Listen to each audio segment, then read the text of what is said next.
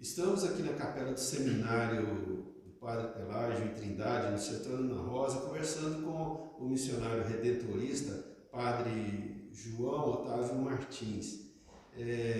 Padre, obrigado por nos receber. E eu queria saber do senhor o seguinte: nós estamos no final já da quaresma, essa Semana Santa tem todo um significado para os cristãos, católicos. É possível fazer um paralelo de tudo que é celebrado, comemorado nesse período, com a nossa realidade?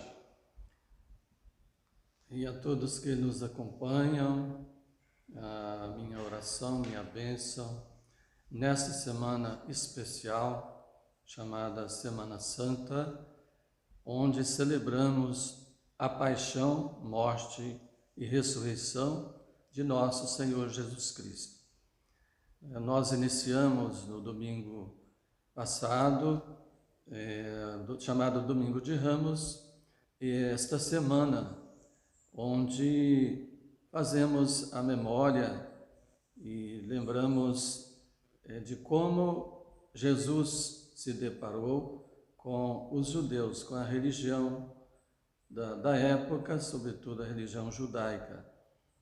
E por se declarar de condição divina, então não foi aceito pelas autoridades religiosas da época. E assim nós iniciamos essa semana com bastante fé. E ontem, na segunda-feira, nós vimos o Evangelho onde Maria utiliza daquilo que é mais precioso, que é o perfume de nardo, ou seja, colocando a sua fé em Jesus Cristo, acreditando em Jesus Cristo e também já sabendo da sua paixão, da sua morte, o conflito que já existia entre Jesus e os judeus. Também nós vemos hoje, na terça-feira, a entrega de um dos apóstolos, Judas Iscariotes, de Jesus. Então, a traição de Judas Iscariotes. Também nós vemos, sobretudo, a incoerência e a falta de compreensão dos discípulos em não entender quem era Jesus. Pedro, por exemplo, quando vai dizer eu dou a minha vida pelo Senhor, então logo depois ele o nega 3 vezes. O que podemos refletir desta realidade? Da incoerência do ser humano. Por isso a fé cristã nos chama à conversão. Passamos esses 40 dias a partir da vivência dos fundamentos da fé cristã, que é o jejum, a esmola, ou seja, a caridade e a oração. Então somos chamados nesse tempo, especialmente nessa semana, a estarmos mais unidos a Deus pela oração, talvez o silêncio, a meditação, por isso esse tempo, esta semana, talvez mais silêncio e mais oração diante de Jesus sacramentado, e também para pensar um pouco na nossa própria vida, naquilo que podemos mudar de verdade, olhando a importância daquilo que Deus nos chama, os nossos santos. Por exemplo, Santo Afonso, nosso fundador, viveu esta realidade fazendo a experiência da santidade. Então, para chegar à santidade, precisamos corrigir todos os nossos erros, todas as nossas falhas e assim buscar a perfeição.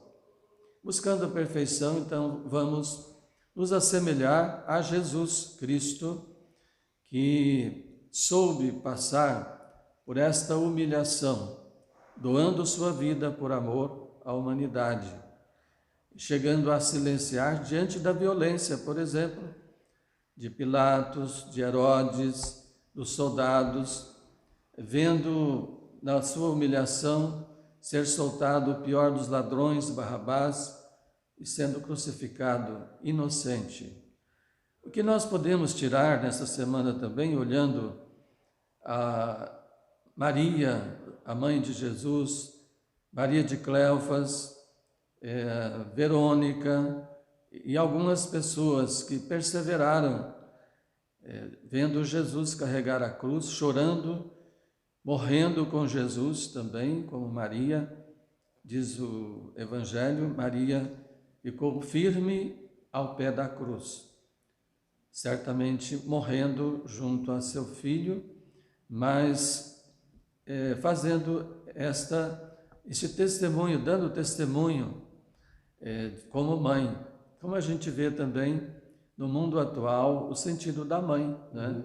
Porque a mãe é capaz de morrer por seus filhos. Quantas mães dão esse exemplo no mundo atual, vendo seus filhos, por exemplo, na prisão, vendo seus filhos drogados, e assim, então nós vamos chegar até a Páscoa, celebrar com alegria a Páscoa. Na Sexta-feira Santa, aliás, o Tríduo, começando na Quinta-feira Santa, a celebração do lava-pés, nós vemos o grande mandamento que Jesus dá a nós: amai-vos uns aos outros como eu vos amei. Isso ali ele fala para os seus discípulos. Assim como amei vocês, vocês também devem se amar uns aos outros. Isso é difícil, não é? Isso é difícil, mas é um exercício constante, diário, que é possível, né? É possível. Portanto, nós vemos que mesmo como Pedro, como eu já disse, que antes negou Jesus, Pedro foi um dos grandes exemplos, testemunhas e levando a boa nova, né? Lá vemos dos Atos dos Apóstolos, depois da ressurreição, Pedro é um dos que fala com convicção do testemunho, daquilo que ele viu, né? Porque o mais importante é isso, o nosso exemplo diante das pessoas é da nossa experiência profunda de amor a Jesus Cristo e com as pessoas que a gente convive, formando a comunidade onde exista a comunhão, porque a comunhão é o grande exemplo de ser cristão, né? Lembramos lá das primeiras comunidades cristãs, onde diz que entre eles não haviam necessitados, e crescia cada vez mais a comunidade, porque onde há o bem, sempre é como um imã, né, que chama outras pessoas.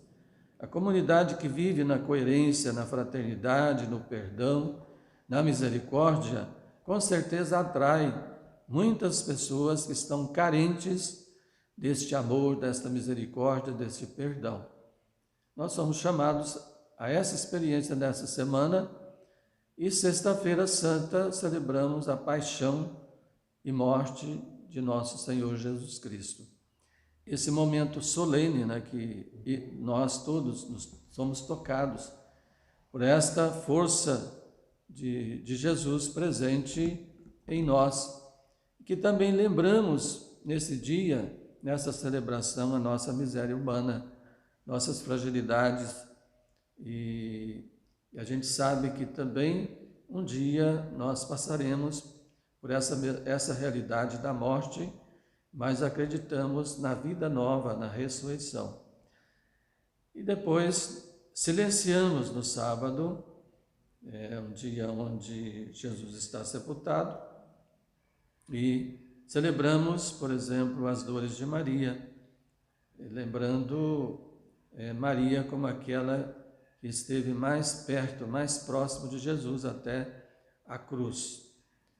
E depois, à noite, às 20 horas, nós celebramos a Páscoa, acendemos o círio pascal, proclamamos a alegria com glória, né, com os sinos. Então, o júbilo, a alegria da ressurreição. Cristo ressuscitou, Ele está presente em nosso meio. Daí, então, celebramos a Páscoa até Pentecostes, né? Os 50 dias, onde vamos trazendo essa bela liturgia da igreja para refletirmos a cada dia, a cada domingo, né, e celebrar a paixão, morte e ressurreição de nosso Senhor Jesus Cristo. Padre, nesses tempos tão turbulentos que estamos vivendo aí,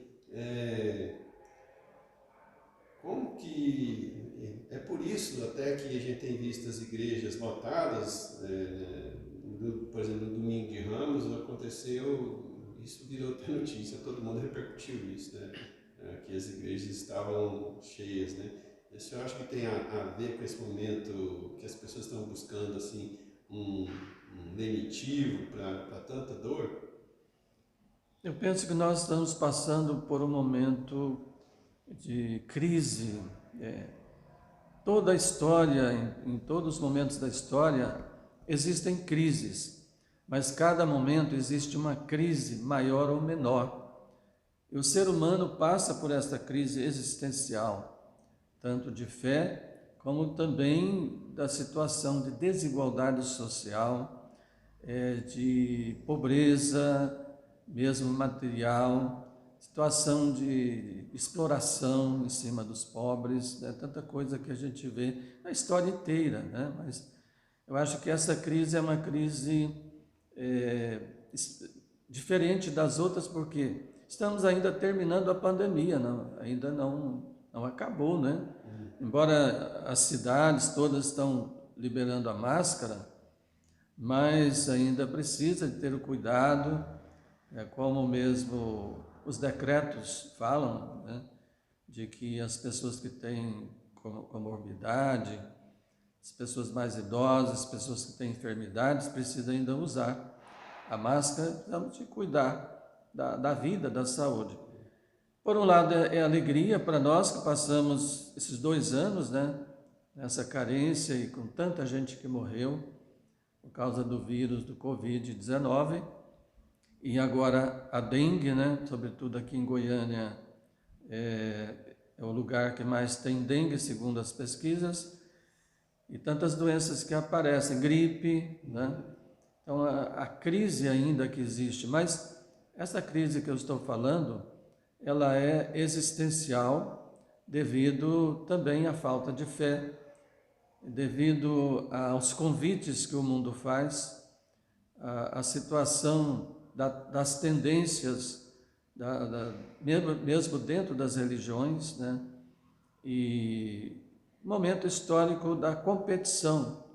Nós atingimos um momento atual de intensa competição, e isso é um perigo, porque a fé nos traz a unidade, a comunhão, enquanto o convite que o mundo faz é a competição, é estar acima, é o poder, e por isso, infelizmente, nós estamos aí com uma guerra única diante de todas as guerras. Toda guerra não presta, né? Toda guerra destrói a vida dos inocentes, mas esta guerra, ela está mostrando a pior ironia que uma autoridade ou que várias autoridades podem mostrar à sociedade, do engano, da mentira, dizer: não estou mandando míssil para o meio do povo, para os prédios, enquanto os mísseis estão matando milhares e milhares de pessoas inocentes.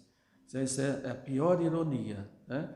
Aliás, é uma ironia muito parecida na época de Jesus também, quando os judeus queriam condenar e buscar uma forma de colocar Jesus em dificuldade, né? Principalmente essa atitude do próprio apóstolo de Jesus, que é Judas Iscariotes. Então, é a ironia que quer mostrar uma realidade, mas faz outra, né? Quer mostrar, dizer que é bom, mas está fazendo mal por trás. Então, essa é a pior ironia da história, e ela está muito forte hoje. Hoje em dia, né? Sim. O senhor está se referindo à guerra da Rússia com a Ucrânia, né? Sim, essa guerra da Rússia e da Ucrânia, que, na minha maneira de ver, já deveria ter acabado, mas está muito, muito viva, né? Arrastando e continuando tirando a vida de crianças, jovens e pessoas que não têm nada a ver com a guerra, né? Agora, nesse momento, principalmente na Sexta-feira Santa, Em vários locais no Brasil, várias igrejas, paróquias, elas fazem a encenação, né, da via sacra, da crucificação e ressurreição de Cristo. Em Trindade acontece um grande evento, que é a grande caminhada de fé, encenada por atores, amadores, né, do grupo Desencanto de teatro, nas estações da Via Sacra da rodovia dos Romeiros. Há 2 anos que não acontece, esse ano vai acontecer. O senhor acha que esses eventos assim, essas celebrações, essas encenações, melhor dizendo, elas ajudam como evangelização? Eu penso que essas encenações feitas com dignidade, com seriedade, respeitando aquilo que está no Evangelho, e realmente os grupos tentam fazer isso, é bem feito, e ajuda sim, acho que propaga aquilo que o Evangelho ensina. E nós vemos que os meios de comunicação têm essa condição de levar também a boa nova, né, a todas as pessoas. Hoje nós vemos que todos têm um celular, todos têm, grande parte tem acesso à internet, tem televisão. Então os meios de comunicação precisam também investir nesse sentido, né? Penso que as encenações no Brasil inteiro, no mundo, aquelas que não estão ali somente para teatro e não estão também utilizando isso em vista de benefício próprio, né? Se não estiver usando, mas estiver fazendo com seriedade, também em vista da própria conversão dos atores, né? Porque cada vez que o ator, por exemplo, aquele que faz papel de Jesus Cristo, e eles têm feito muito bem, realmente se converte, muda, se torna melhor, se torna mais humano, mais cristão, eu acho que traz um sentido muito importante, né? No mundo atual, a gente vê brincadeira, né, assim, no sentido, quer dizer, no sentido jocoso mesmo, fala que se Jesus voltasse hoje, ele não seria nem crucificado, seria mais trucidado ainda. Você acha que nesse mundo moderno, de tanto ódio, assim que a gente vê, principalmente nas redes sociais, na internet, Jesus, ele seria bem tratado? Com o desenvolvimento tecnológico da internet e tudo que nós temos hoje nas mãos das pessoas, eu acredito que não mudaria, até porque nós temos uma religião, mesmo no catolicismo, a superficialidade da vivência da fé. Como eu citei, que poucas pessoas caminharam com Jesus até o Calvário. Até os apóstolos fugiram de medo. E os discípulos, o próprio povo, ficou contra Jesus, porque tinha uma visão que queria um rei que controlasse, um rei que governasse. Porque sempre na história as pessoas querem um líder político que faça aquilo que deve fazer, esteja do lado do povo.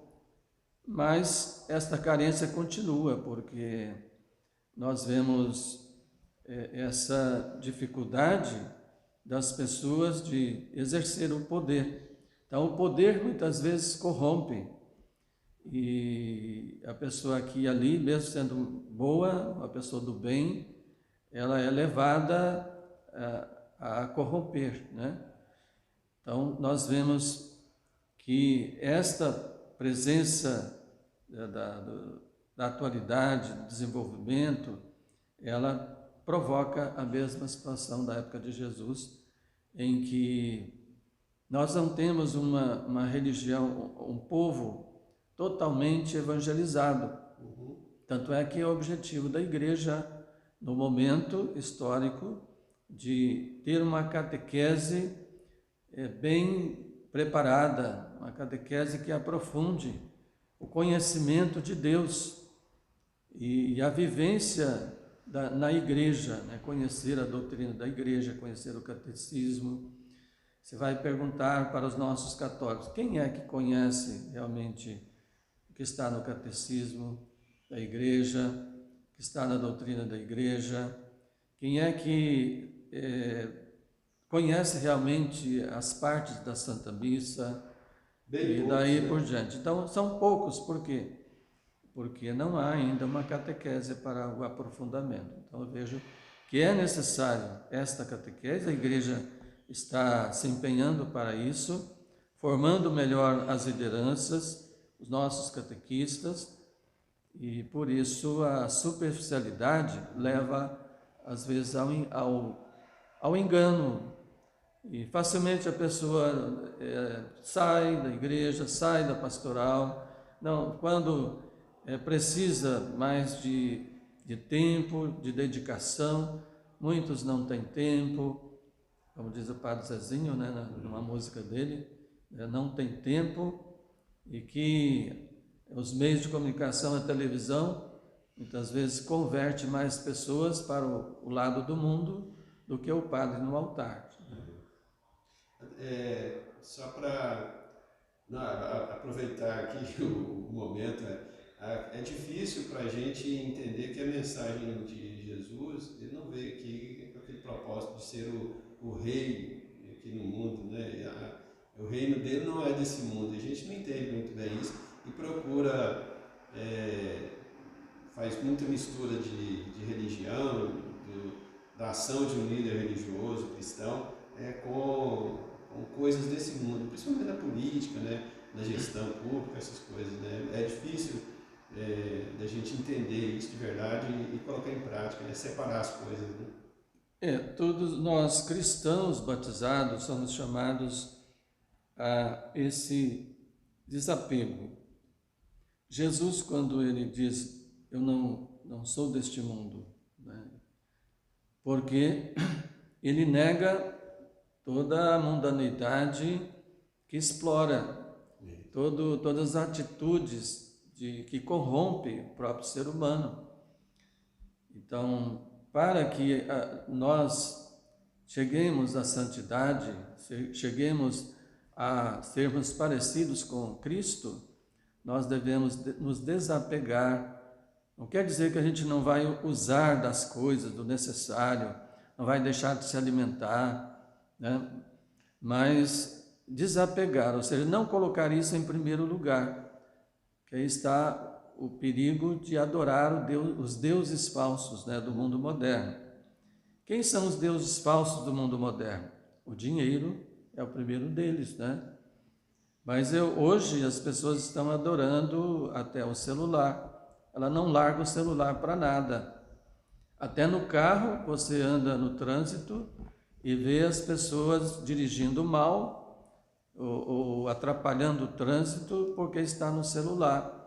Então o celular virou um deus, né? Um ídolo. Então o ídolo da imagem, a imagem se tornou um ídolo. Então a pessoa quer o tempo todo mudar a imagem, criar uma imagem que agrade, ou que tenha mais aceitação no mundo atual. Então, por isso Jesus nos ensina que é preciso desapegar de tudo isso para fazer a vontade do Pai Eterno, que é viver o amor. Esta palavra amor não é apenas um conceito, ela é uma grande virtude para a vida diária, porque amor a quê e a quem? Amor a Deus em primeiro lugar. Por isso o mandamento de Deus é esse: amai-vos uns aos outros, né? Amai a Deus acima de todas as coisas e ao próximo como a ti mesmo. Porque o amor verdadeiro vem de Deus, né? Vem de Jesus Cristo, que é o Filho de Deus. E o amor maior é a entrega por alguém. Não existe maior amor do que aquele que dá a vida pelos seus amigos. É uma frase importantíssima, né, para a nossa vivência cristã. E Jesus não só diz isso para os apóstolos, mas ele vive isso, ele dá o exemplo. E é isso que nós somos chamados a viver, o desapego de tudo, mesmo necessitando das coisas e tudo, mas colocar o nosso amor a Deus e ao próximo. Porque muitas vezes as pessoas também fogem da realidade, se separam, os casais se separam, que não suportam mais, filho sai de casa porque não aguenta mais os pais, acha que eles estão atrasados, tantas coisas que a gente vê no mundo atual. Mas por quê? Falta amor, falta a fé, falta humanidade, falta o diálogo, falta o perdão. Então, sem isso, a vida não tem sentido, né? Vamos ver o tempo todo inteiro, às vezes com tantas riquezas materiais, fazendo desejos, como diz Paulo, né, da carne, que o desejo da carne também é perigoso, no sentido que você começa a adorar a si mesmo, né, o seu próprio corpo, e aí esquece daquilo que é essencial, que é o respeito, né? Respeito ao outro, respeito ao corpo. Como também no Evangelho nós lemos, né? Nosso corpo é templo do Espírito Santo. E daí, então, vamos humanizando e nos santificando como filhos e filhas do Divino Pai Eterno, né? Como a gente diz aqui em Trindade. E agora, nessa semana, assim, a Igreja Santíssimo Redentor, dedicada ao Venerável Padre Pelágio, em Trindade, tem uma programação intensa, digamos assim, principalmente para o Tríduo, né? Quinta, sexta, sábado, também domingo de Páscoa. Qual a expectativa do senhor, de toda a comunidade, de todas as pessoas que servem aquela igreja, em relação à participação da comunidade? Bem, você, Sérgio, que faz parte, né, da nossa caminhada aqui, e a gente tem alegria muito grande de ter a sua família, certo tempo, desde 2019, né, você começou a participar. E tantas outras famílias que eu agradeço muito a presença aqui no Santíssimo Redentor, por causa do tempo de pandemia, que foi muito difícil, não tínhamos romeiros, e foi então esta comunidade, esse conselho que a gente diz, comissão da igreja do Padre Pelágio, é que sustentou, que manteve esta igreja todos esses 2 anos.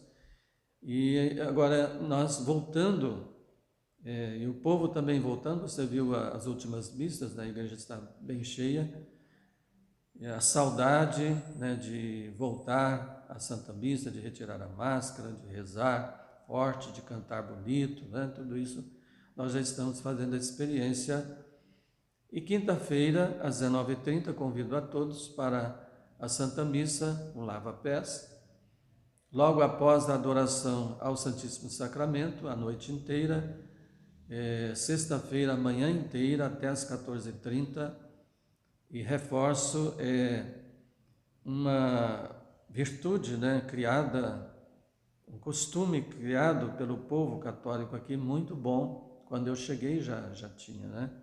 Essa adoração, sempre com grupos, nunca o Santíssimo está só, desde quinta-feira, após a missa das 19h30, até sexta-feira, às 15 horas, né?